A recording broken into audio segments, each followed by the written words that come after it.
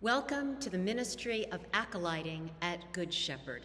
Whether you have been acolyting for a long time, whether you have been away and need a refresher course, or whether this is relatively new to you, here are some important things to know, or to remind yourself that you know, about serving at the altar.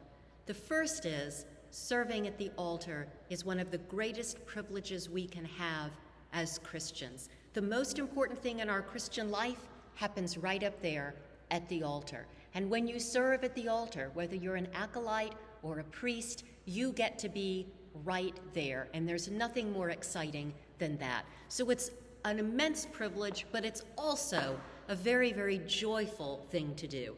One of the things that can make it much more enjoyable is if you know what you're supposed to be doing and you're not nervous about the thing that happens next. So here are some important tips to know for acolyting.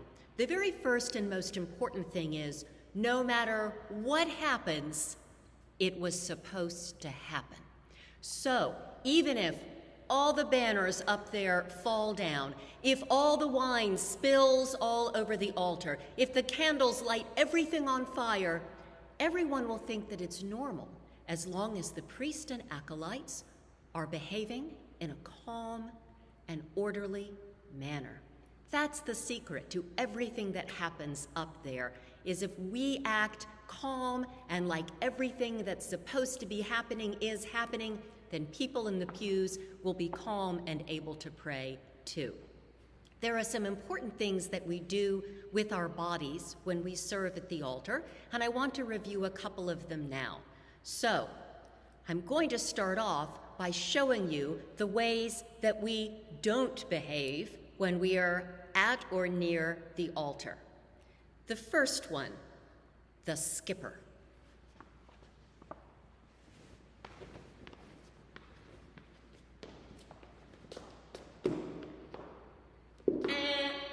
That is not how we approach the altar.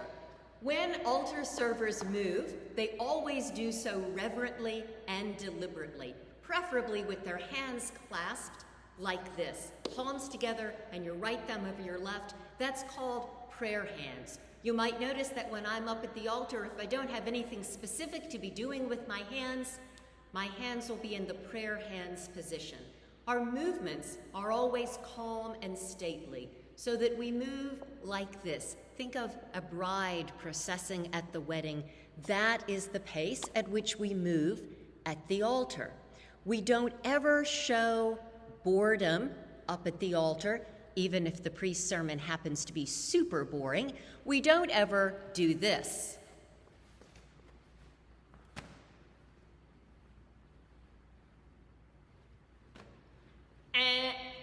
No swinging of the cincture. Everyone in the congregation will be looking to you, and you are visible at all times.